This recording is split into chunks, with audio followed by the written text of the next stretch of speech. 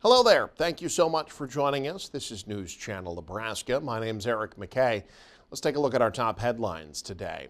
In 1 week, tariffs are scheduled to start on new vehicles that are assembled outside the U.S. That's after a proclamation President Donald Trump signed yesterday.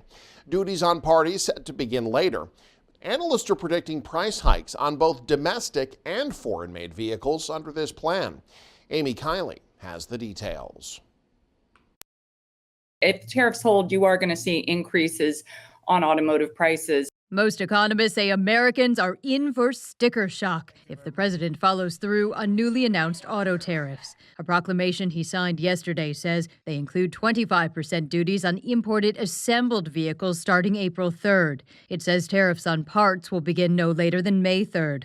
Americans will keep their cars longer. They'll have to. They won't be able to afford them. They'll also have a lot less choice. Analysts say the tariffs could make it cost prohibitive to sell certain cheap imports in the U.S. They also predict price hikes on American-made cars due to the tariffs on parts. But the White House says parts that comply with the U.S.-Mexico-Canada trade agreement will get a temporary exemption. It says officials need time to implement a system for those tariffs. Anderson Economic Group predicts eventually the cost to produce a vehicle in the U.S. potentially could rise up to $12,000. So it may fall in the first instance on the American manufacturer who buys the input, who may then pass it on to the consumer, or it is passed directly through the retail chain to the American consumer. Economists say the advantage of tariffs is that they can help domestic manufacturers. The United Auto Workers Union president applauds Trump's plan. You're going to see prices going down, businesses coming back to the United States so that they don't have to pay tariffs.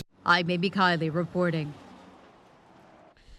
Closer to home, residents near the western Nebraska town of Maxwell had to evacuate twice after a wildfire Wednesday. The fire first reported about 1:30 p.m.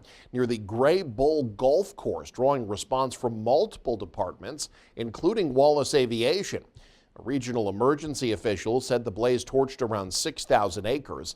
They weren't aware of any structures that had been destroyed or any injuries, but North Platte police asked residents northwest of Maxwell to evacuate. That initial order was lifted at 5:40 p.m., only to be reinstated 40 minutes later. Residents were eventually able to return to their homes for good just after 7:30. No word yet on what caused the fire. A small area of southeast Nebraska was seeing something that hasn't been around much lately: rain. An isolated shower dropped a trace of rain in Beatrice, while a couple of larger thunderstorms moved across eastern Gage County into Pawnee and Richardson counties, then into Kansas. But National Weather Service forecasters say there's a chance of more thunderstorms through Saturday, including storms that could reach severe levels, with quarter-sized hail and damaging winds in southeast Nebraska and southwest Iowa. In Kansas, a few thunderstorms and large hail with damaging winds are possible, mainly north of I-70. When the next severe weather event happens, don't get caught in the dark.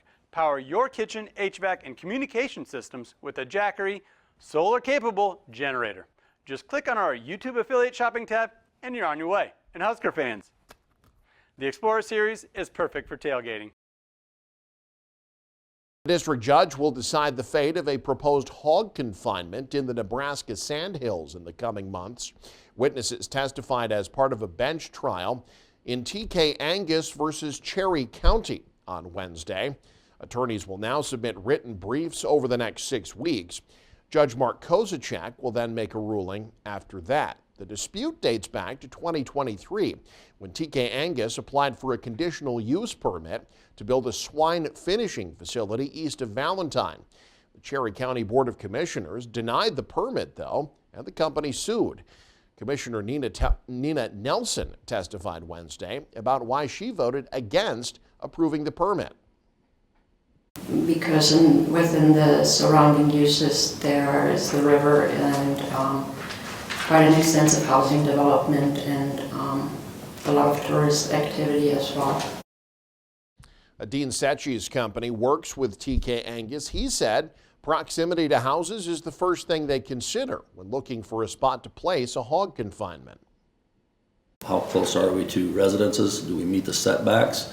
The setbacks then are obviously in place for what the county would agree to as being acceptable to have a facility like that. This is the second controversial hog confinement in recent years in Cherry County. The commissioners approved a different operation, but nearby homeowners have taken that decision to court. They're still awaiting the final decision there from the Nebraska Supreme Court. A child care crisis struck the small town of Wynot in May of 2022 when 3 in-home child care providers all closed their doors, leaving a lot of families in a bind. Since then, residents have rallied to form a new group to address concerns around the child care shortage and the cost. Hanky Hazelton has the full story. One is what it means for child development, and also just what it means for a community as it tries to recruit and retain residents. And then 3, for businesses or employers that are either looking to keep their employees because there's going to be more available workforce because of childcare. With property donated by Jim Hance, the Bow Creek Area Learning Center will roughly span 3,500 square feet and offer 24 new childcare spots, but it's going to come with a hefty price. We have come up with the $1.9 million number because we are looking at the cost of construction, the cost of filling the interior, as well as having 1 to 2 years of sustainability to pay our employees. In childcare, there are 3 forms of care. The center-based childcare, which involves a larger center and gives each age group individual rooms. Then you have the in-home, which is a licensed provider who works out of their own home. Then the third model is an in-home 2 model, which was chosen by Wynot. With an in-home 2, we're looking at that model because it just fits a smaller community a lot better.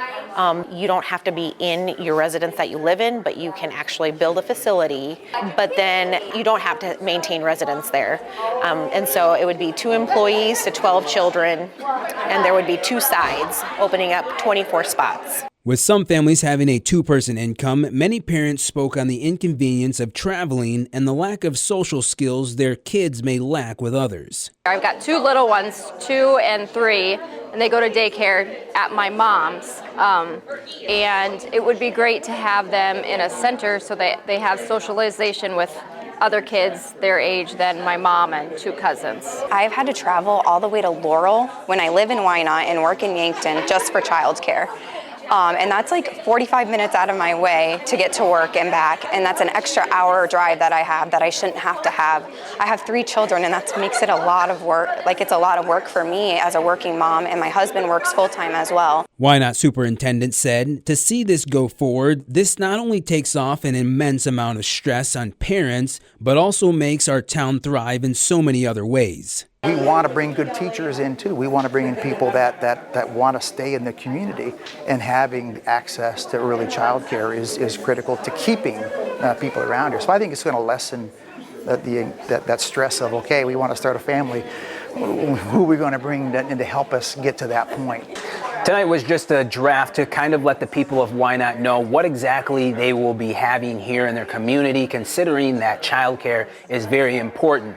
Now, 1.9 is a hefty price that we mentioned earlier, and talking with the board members, they said they've raised so far $16,000, so there's a lot of work that still needs to be done. And with what the community came out here to ask questions and to get that feedback, they believe that they will get what they need very shortly. It's just a matter of time.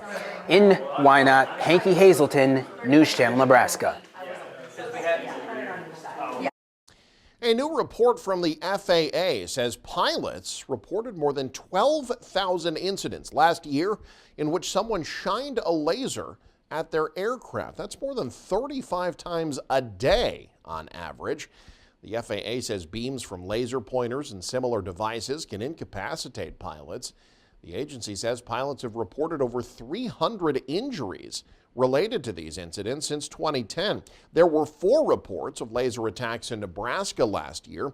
This past January, a man was arrested on UNL's campus after a laser attack on a State Patrol helicopter.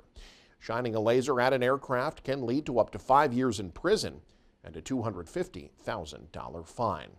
And the weather isn't the only thing heating up this spring. A Central Nebraska athletic program testing their skills for the first time this year in preparation for next season.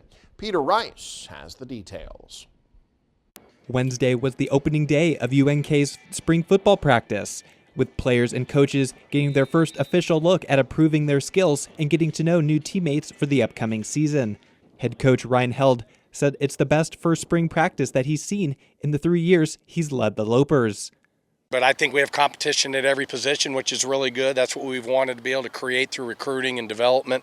You don't ever get too excited, but for day one, I thought it was definitely more positive than negatives. We'll watch the film. It's never as good as it seems or never as bad as it is, but I think there was good both sides.